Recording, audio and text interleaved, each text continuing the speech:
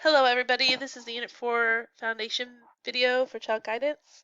Um, just to review, to remind you that I did go ahead and decide to move How to Observe chapter over to Unit 4 from Unit 3 because I felt your last unit was a little bit heavy on content and that it would be better served to be connected to this one so we are doing How to Observe Children, this unit, along with serving cultural diverse children and families. And so this unit, we're going to look at how do we observe children, why do we observe children, and what do we do? And so there's a lot. We're going to explore some ways of observation, but observation in relation to guidance is very critical.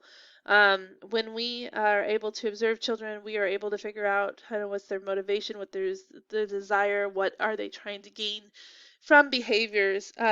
We are able to set the environment to meet their needs. We're able to assess if there are any developmental issues that need to be addressed. We can find strategies that we can use by watching the child. We can learn where they struggle and find strategies that we can help them use to get what they are wanting or working towards. We learn where they need additional practice, what skills they need strengthening. And finally, we learn who they are. We get to see what are their strengths, what are their weaknesses, and just who they are as lovely little people, right?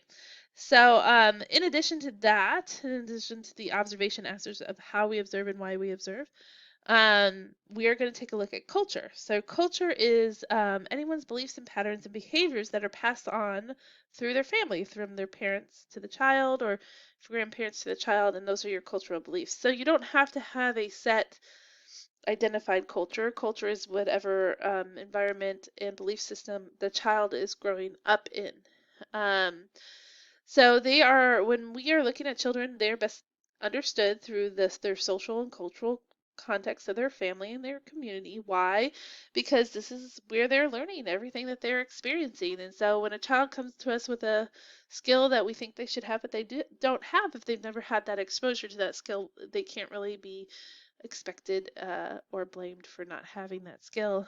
And likewise, they may have certain behaviors that we find unusual because they are not within our cultural context, but they are firmly embedded in them through their cultural context. So, it is not ethically wrong for early childhood professionals to discriminate based. It is ethically wrong. I'm sorry. I am not reading clearly there. For to discriminate anyone based on race, gender, religion, economic status, values, national origin, and ability difference. In general, we need to watch our biases. We all have biases. If anyone says they're not a biased person, they are wrong. We have natural, implicit, and explicit biases. It's the way our human brain works. There's nothing wrong a bit with it.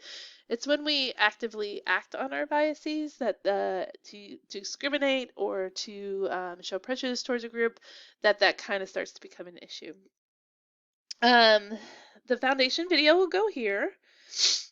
And then, sorry for my sniffles.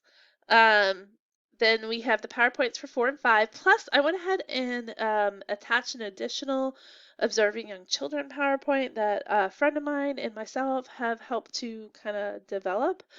And it gives some good background just to review in regards to observation. Then you will have 15 um, concepts this unit, so a little more on the lighter side, but we're seeing some scenarios and some application come in, so they're going to take a little more time and effort on your thinking side of things. It's not going to be just find and answer as often as in the past. So we're going to see more application of knowledge. As always, please let me know if you have any questions, and have a great unit.